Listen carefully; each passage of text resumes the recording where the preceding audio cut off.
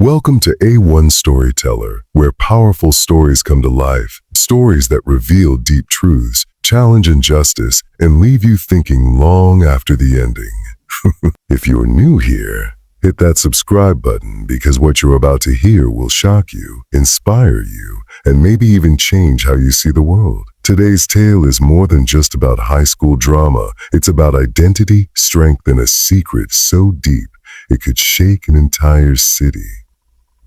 So sit back, relax, and get ready, because some bullies just messed with the wrong girl, and they're about to find out the hard way who her father really is. The hallways of Wilkins Academy buzzed with energy, laughter, and the low rumble of teenage gossip as the morning bell rang.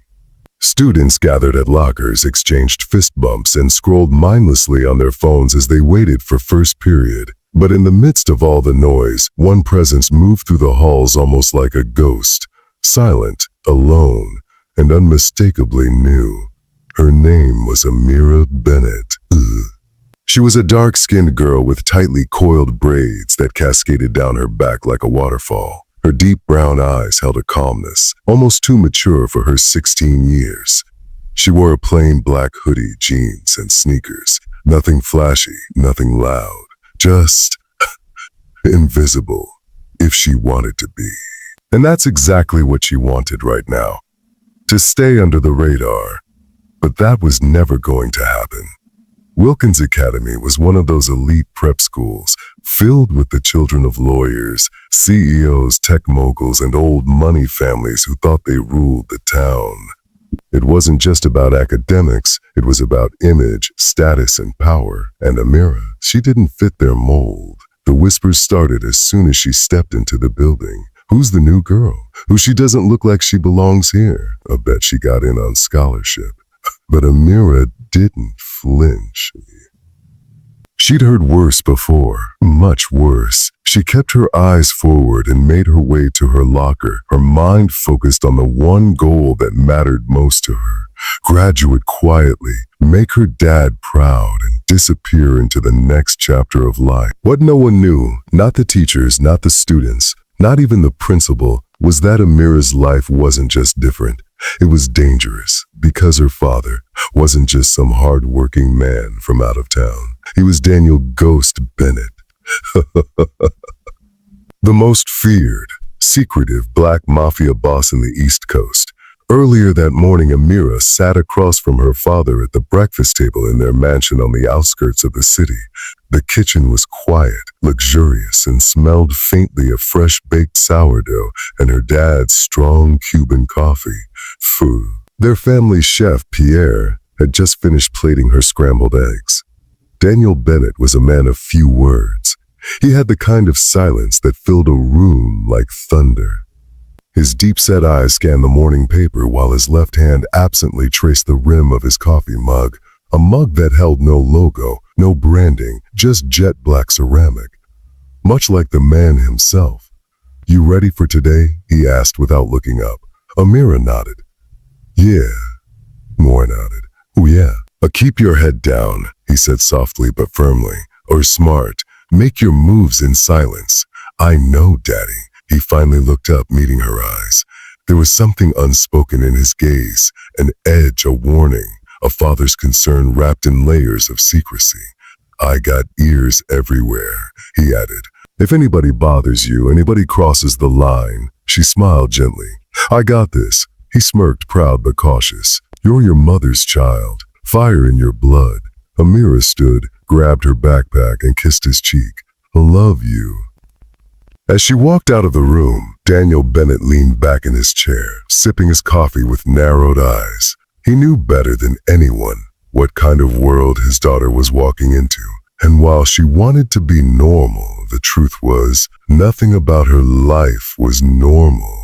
And if anyone dared to touch a single hair on her head, God help them. Back at school, it didn't take long for the first trouble to find her. As she reached her locker, a group of students passed behind her. At the center was Chloe Whitman, the daughter of the city's mayor, Queen Bee of Wilkins Academy, and certified mean girl since the 3rd grade. "Oh my God, cute shoes," Chloe said, loud enough for everyone to hear. Did you get those at Walmart? The girls around her snickered. Amira didn't respond. She kept turning the lock, focused. Chloe didn't like being ignored. I'm talking to you, she said, stepping closer. I said I like your shoes. They look super affordable. Amira slowly turned her head. Her voice was calm, clear. You must think I care. Chloe blinked, momentarily stunned. You better learn your place, Chloe hissed, stepping even closer. This is my school. You don't talk to me like that. Amira's expression didn't change. Then maybe don't talk to me at all. For a second, the hallway seemed to freeze. Other students turned to watch, phones already halfway out of their pockets. A silent war had just been declared. Chloe's eyes narrowed. You'll regret that. Amira calmly closed her locker, turned, and walked to class without another word. But as she did, she could feel the heat of stares on her back. She had tried to be quiet. She had tried to stay hidden. But the wolves were already circling, and they had no idea the lion was watching from the shadows. The classroom buzzed with a quiet energy as the students filtered in, many of them still whispering about the incident in the hallway. Amira sat in the back, headphones in, pretending to scroll through her phone while the teacher prepped his materials. She wasn't listening to music.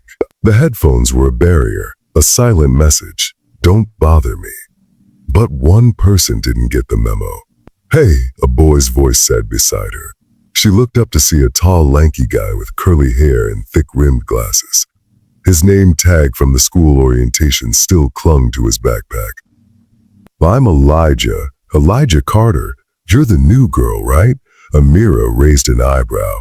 And you're the guy who likes being ignored? He laughed softly.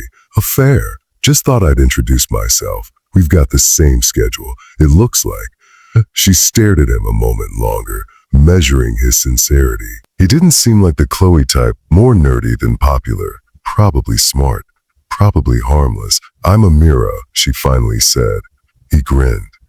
Cool name. You like literature? Mr. Peters is obsessed with Shakespeare. You say Hamlet is overrated, he'll give you detention. She cracked the smallest smile. Well, good to know. As the teacher called the class to order, Elijah slipped into the desk beside hers. She noticed the way he didn't try to talk during the lesson, didn't make comments to impress her, and didn't ask questions that felt invasive. It was refreshing. Maybe not everyone at this school was out to make her life hell. Still, that didn't mean she could trust anyone. Yet. Meanwhile, across town, in the back room of an upscale cigar lounge, Daniel Augusta Bennett sat at a large round table with three men whose last names were known to every corner of the city. To the untrained eye, it looked like a business meeting between high-powered entrepreneurs. But anyone who paid close attention could feel the tension in the air. You're putting your daughter in Wilkins? Asked Marco Valenti, an old-school Italian mob boss with a silver beard and cold eyes. Daniel nodded once. She needs structure, normalcy.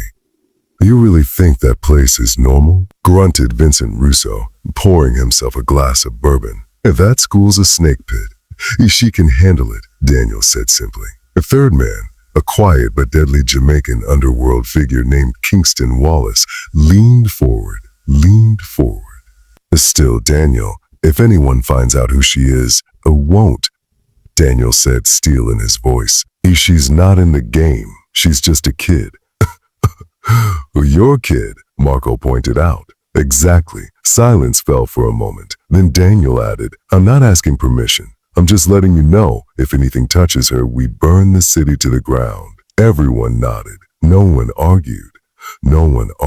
Back at school lunchtime, Amira walked into the cafeteria with her tray in hand, eyes scanning the room. The place was divided like a map of social hierarchies. Athletes at one table, rich kids at another, band geeks in the corner. She didn't belong anywhere. She spotted Elijah waving from a two-person table near the window. Relieved, she made her way over and sat across from him. Just a heads up, he said, glancing around. People are staring. Chloe's been talking about you all morning. She's planning something. Amira looked down at her tray unbothered. Let her. Elijah frowned. You don't get it. She's relentless, meaner than she looks. Everyone's afraid of her dad. I'm not afraid of people like that, Amira replied, her tone cool. They talk big because deep down they're nothing. Elijah blinked. You sound like you've dealt with worse. She met his eyes. Laugh. Just then, a loud splat echoed through the room. A chocolate milk carton had exploded all over Amira's hoodie. Gasps erupted. Phones came out, and standing behind her, trying to hide her smirk, was Chloe. Oh no, she said sweetly. Whoa. Oh no, she said sweetly. Why tripped? The whole cafeteria watched in breathless silence.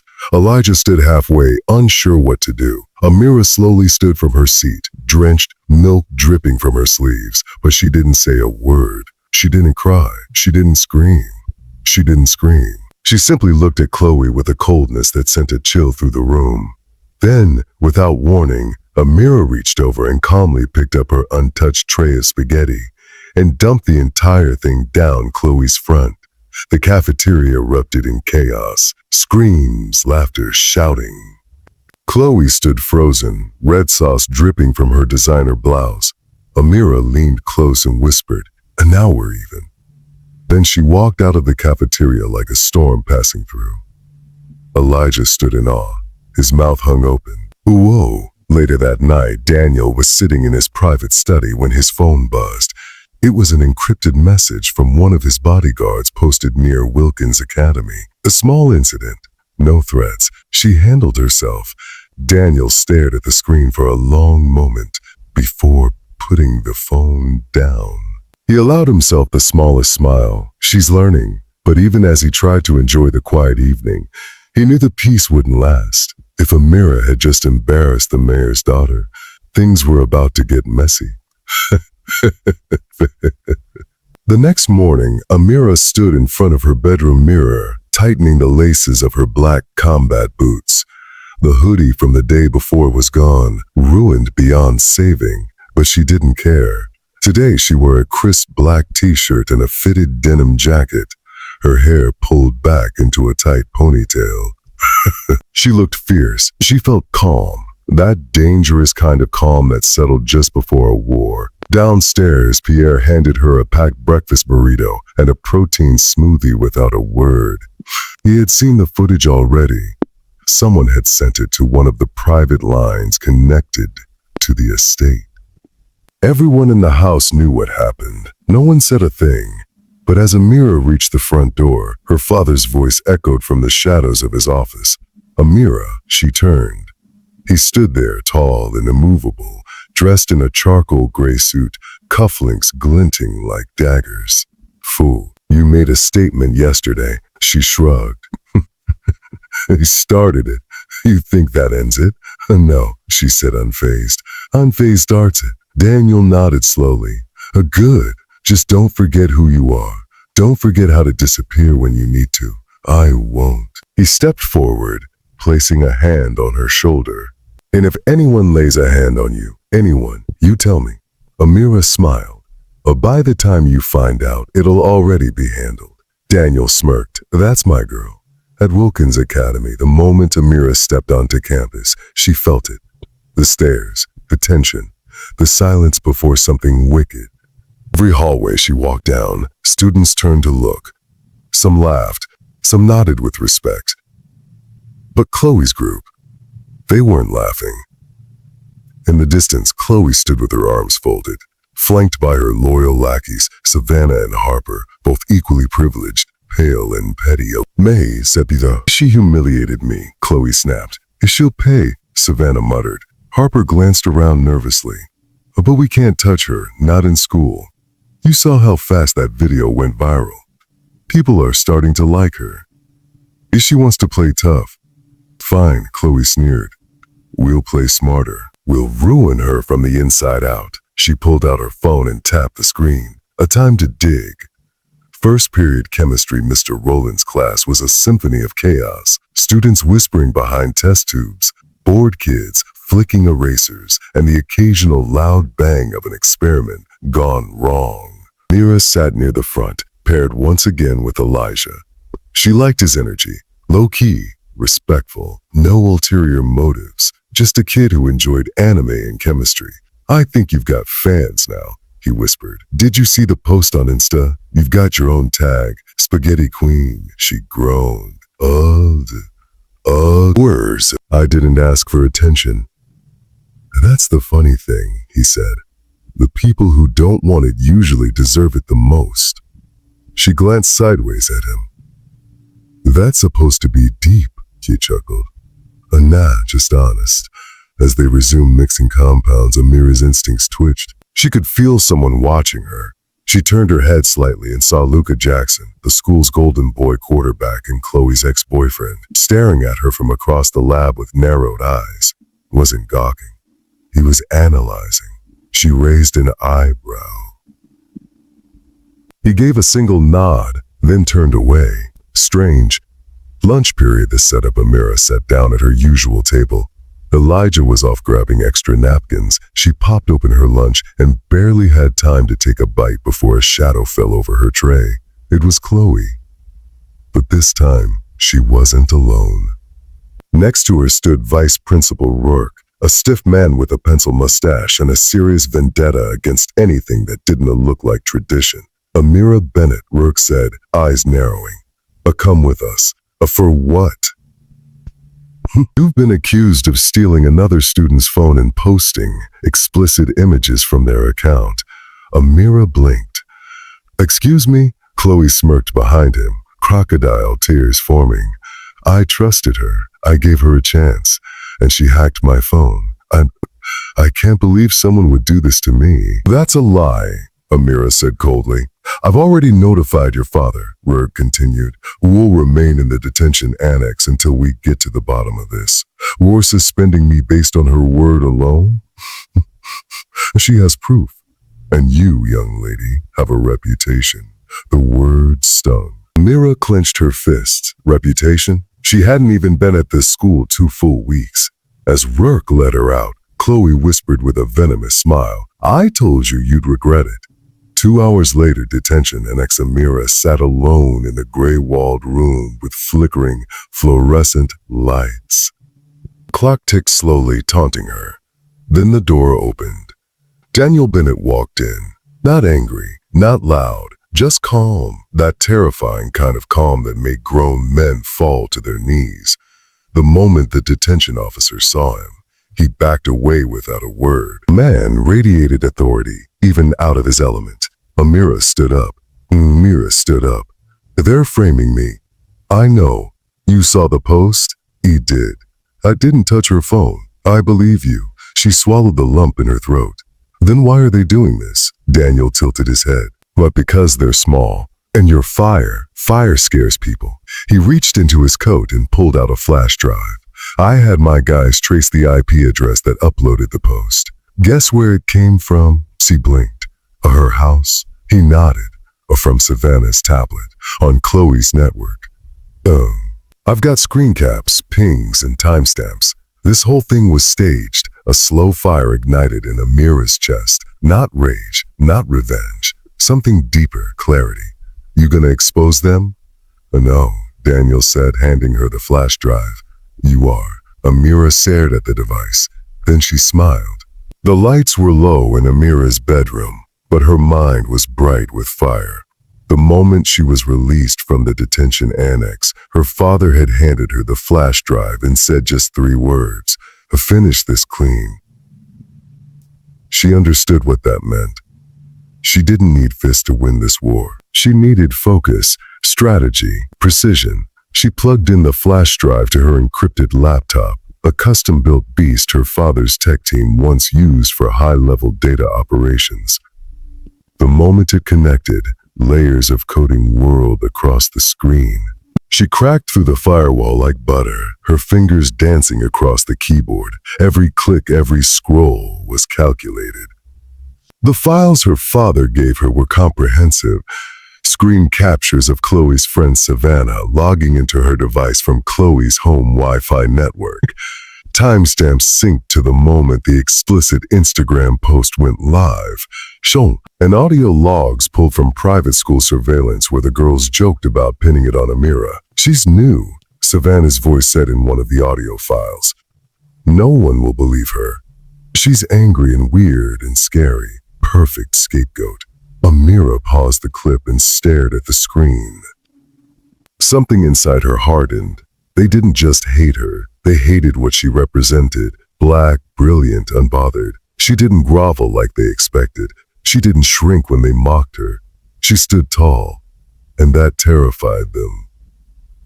She copied all the evidence into a hidden folder and went hunting for more. She traced Chloe's online history with ease, bypassing the weak encryption on her devices.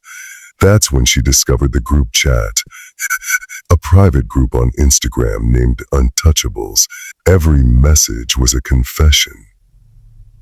Every photo a dagger. The group was filled with the cruelest, most toxic exchanges she'd ever seen.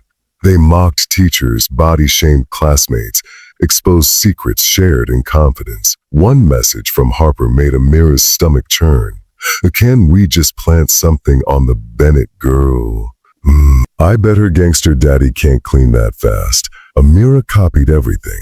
Then she created a new Instagram account. The profile picture was a black screen. The username was simple, @WilkinsFilesUnsealed. She uploaded the screenshots, the audio files, the photos of group chats.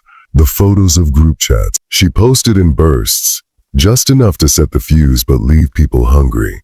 Then she posted a final message. "Every queen who rules with cruelty will one day be stripped of her crown. Here's your proof." More coming. #Wilkins Truth Files of the account went viral instantly. Within 20 minutes, it had over 700 followers. By midnight, over 2,000 students, alumni, and parents were following. Comments exploded with shock, outrage, and questions. "Yo, Chloe's done. Fusten's done. I knew she was fake." They really said all that about Mr. Dupree? He has cancer. "I can't believe this girl came in and turned the whole school upside down in 2 weeks." Amira leaned back in her chair, satisfied but not smug. She wasn't just defending herself anymore. She was exposing the machine. By morning, Wilkins Academy was unrecognizable. Security guards greeted students at the gates, frantically trying to stop them from filming or sharing screenshots from the Instagram account. But it was too late. The wildfire had already spread. Hundreds of students buzzed with gossip. Everyone had seen the page. Everyone knew Chloe's name was all over it. In the school lobby, Principal Higgins sat behind his desk, beads of sweat forming on his bald head. Chloe Montgomery stood in front of him, flanked by her father, Mayor Douglas Montgomery, red-faced and furious. "You do understand this is a mistake, right?" Mayor Montgomery snarled, "My daughter is the victim of a smear campaign." "Do you have any idea who I am?" Principal Higgins inhaled slowly, clearly exhausted. "The Katu and I also know the school board has already been notified. They've seen the posts. They've heard the recordings. They've heard the recording." Chloe clenched her fists. "None of it's real. Anyone could have faked that. Even your own voice, even the login that matches your school email address." The principal snapped. Chloe stammered, mascara streaking her cheeks. "They hacked me. That girl, Mira, she's dangerous. She's like from some ghetto crime family. I'd stop right there." The principal said sharply. "Why?" She scoffed. "Everyone knows her dad is like some gang lord or something. You don't know anything about her," he said quietly. "And what you did is far worse." Mayor Montgomery grabbed his daughter's wrist. "This isn't over. We'll sue this entire school." But before they could storm out, a member of the school board entered, holding up a printed email, effective immediately. She read coldly, "Chloe Montgomery is suspended from all school activities pending a full investigation." Chloe gasped, "You can't do this to me." But no one was listening. Her kingdom had collapsed. Meanwhile, in the cafeteria, students erupted when the news broke over the intercom. A Chloe Montgomery is hereby suspended from all school activities and subject to investigation by the Board of Ethics and Conduct. Cheers went up. Gasps, whispers. Gasps, whispers. Amira sat calmly, sipping her iced coffee while Elijah gawked at her. "You did that," he said, still in disbelief. Amira said nothing. "You're like some kind of vigilante or something." "I just told the truth," she said. He smiled. "You're different." Good," she said. "A difference what this place needs." But even as the school celebrated Chloe's fall, Amira knew one thing for sure. This wasn't the end. It was only the beginning.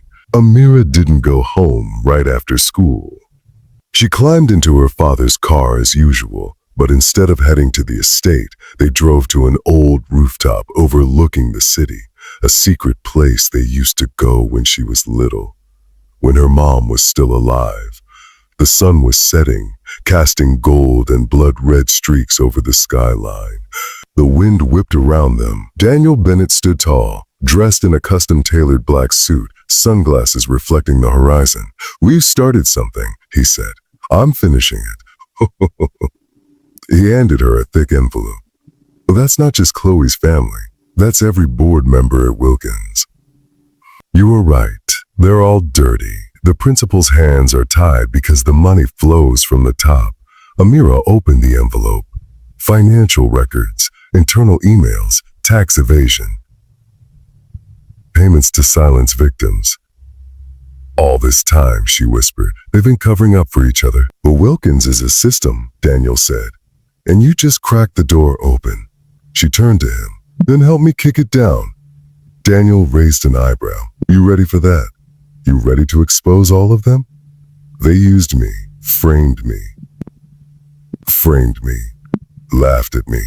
They protect the bullies and punish the brave." Her eyes blazed. "I'm not afraid of their money or their titles." Daniel looked proud, more than she'd ever seen. "You're not just my daughter," he said. "We're my legacy." She smiled. "Then let's make it loud." They drove home in silence, but both minds were moving at 100 miles an hour. That night, Amira posted again, a second wave of exposure, this time targeting the board, and the city trembled. The following morning, the Wilkins Academy boardroom looked like a battlefield.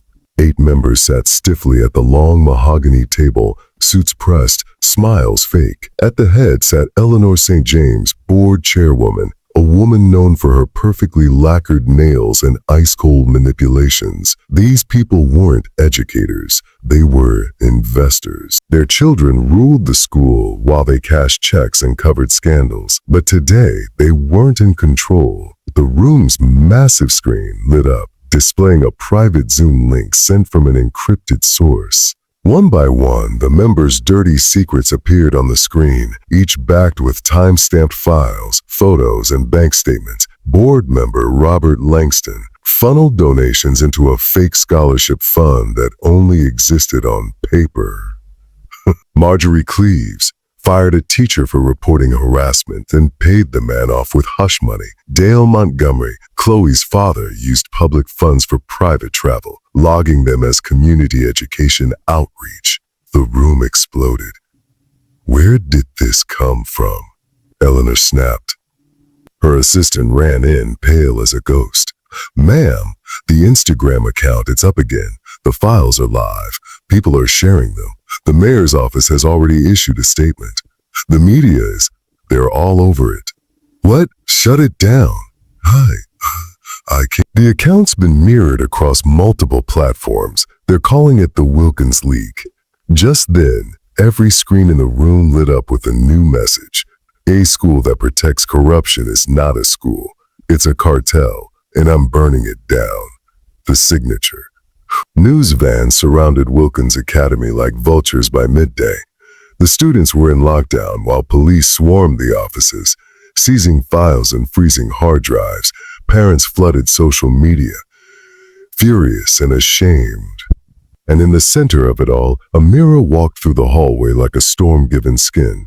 She wore her long curls loose, her chin up, her stride powerful. Where kids once whispered, now they watched, some with awe, some with guilt, some with fear. Elijah caught up with her by the lockers. Hey, that you, she raised a brow. That page, that leak, that boardroom meltdown. Was it you? She didn't answer. Just gave him a sly half smile. We were like some modern Robin Hood or something. She smirked. A Robin Hood gave away gold. I give away truth. Just then the hallway parted. Principal Higgins approached, flanked by 2 police officers. Not for Amira, but for someone else. Behind them, Chloe in handcuffs. Her father's political scandal had exploded. The mayor had resigned that morning. Charges were pending. Chloe had violated federal cybersecurity laws in her attempt to delete her digital history. As she passed Amira, she locked eyes with her. Hatred, fear, and humiliation swirling behind wet lashes. I hope you burn, Chloe hissed. Amira stepped closer, lowering her voice. You first. Chloe was escorted out, and just like that, the reign of the untouchables ended. 2 weeks later, Wilkins Academy looked different. Gone were the old posters with smiling board members. The school's walls now bore banners about student rights, transparency, and equity. A new interim board had been installed, and Principal Higgins publicly apologized to Amira in a school-wide assembly. But none of that changed what she'd done or who she was now. Amira stood outside the school gates as her father's Rolls Royce pulled up. The door opened. Daniel Bennett didn't speak immediately, just looked at her, eyes shining with restrained pride. You did it, he said. No, she replied, slipping into the car. We did, he grinned. You shook the city. Made people listen. I wasn't trying to make noise, she said soft. Was trying to make change. They drove through the city, past newsstands with Amira's silhouette in headlines like, Whistleblower student exposes elite school's dirty secrets. Amira resigns in wake of daughter's cyberbullying scandal. A justice served by the girl with Mafia blood. Daniel turned toward her. You've always been more than just my daughter, Amira. You've been my heir. And you proved. This legacy we built, it's not just power, it's purpose. She looked out the window. Her war wasn't about revenge anymore. It was about rewriting the rules for every black girl who'd ever been told to sit down and stay quiet. For every kid who'd been bullied by the rich and protected by silence. She wasn't their victim. She was their reckoning. This was an A1 Storyteller exclusive. We brought you the rise of a girl the world tried to silence. Amira Benet, daughter of a feared mafia boss, student at an elite school, and warrior for justice in a place built to keep her down. They thought she'd crumble. They thought she'd fold. They thought her blood made her dangerous. What they didn't realize was that her heart made her unstoppable, and her name will be remembered, not just as the girl who fought back, but the one who changed everything. So if you love this story, if you felt that fire burning inside, hit that subscribe button, share this tale, and stay locked in for more powerful, real-world inspired stories. Because on A1 Storyteller, we don't just tell stories, we tell stories that hit, that heal, that roar. Stay bold, stay bold, stay fierce, stay legendary. A1 Storyteller.